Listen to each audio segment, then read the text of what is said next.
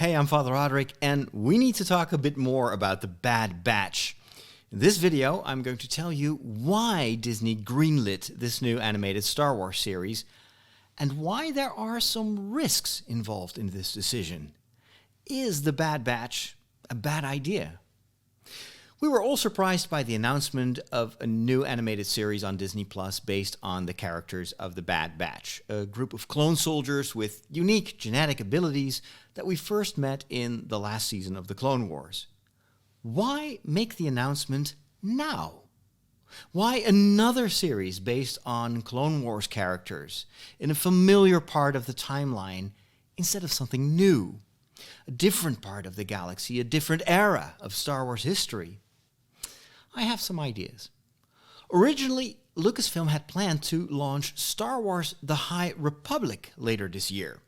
An epic new era of Star Wars storytelling to be explored in adult and young adult novels, children's books, and comics from a variety of publishers. The stories would take place at a time that the Galactic Republic and the Jedi Order were at their height, about 200 years before the events of Star Wars The Phantom Menace. According to Lucasfilm President Kathleen Kennedy, we would get to see the Jedi in their prime. Now, not only was the High Republic a golden age for the Jedi, it was also a time of galactic expansion in the Outer Rim. So a lot of the stories would be about exploration, charting out the galaxy, meeting new cultures, discovering what pioneer life in the Outer Rim was like. Sounded a bit like Star Trek meets Firefly. All new stuff, the stuff that we actually long to see. However, the corona crisis changed everything. With many countries and states in lockdown and with the economy suffering, it wouldn't make sense for Lucasfilm to launch such a big commercial initiative. So the whole project was rescheduled for January and February 2021. Another high-profile Disney Plus project was also delayed. The series about Obi-Wan Kenobi, starring Ewan McGregor, has been pushed back to 2022, with filming probably starting next year. Scripts are currently being rewritten, supposedly because the first results weren't good enough, and production this year would have been very difficult anyway because of the corona situation that impacted the entire movie and TV industry. Now, since most of the High Republic material was probably already in the last stages of production, with Season 2 of The Mandalorian already in post-production, and with all other projects currently on hold, this delay gave Lucasfilm room to breathe and to focus on something new to make use of the extra months these delays caused.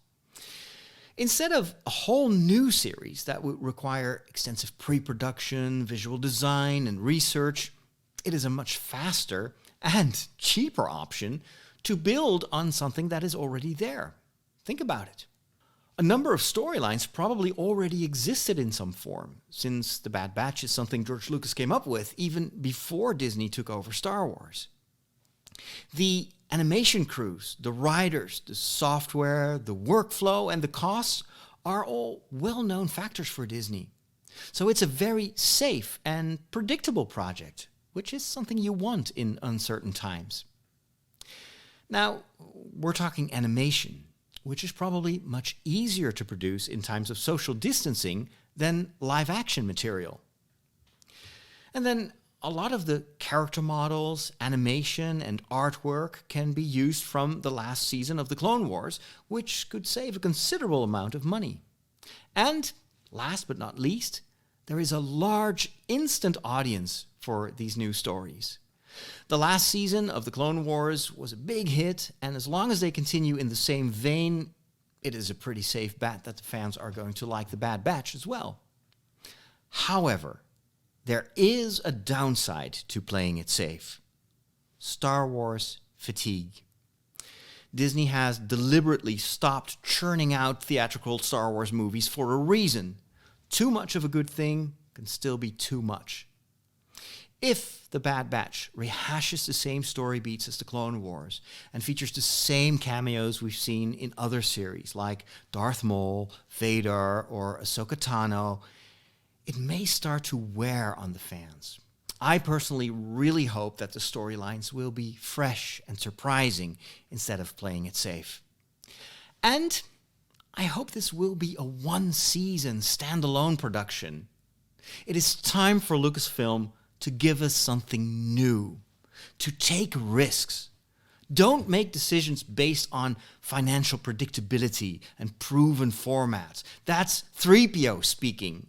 We need more of a Han Solo mentality for Star Wars to grow. Never tell me the odds. Thanks for watching. Do you think Disney is making the right decision with the Bad Batch? Or do you think playing it safe is a bad idea? Let me know what you think in the comments.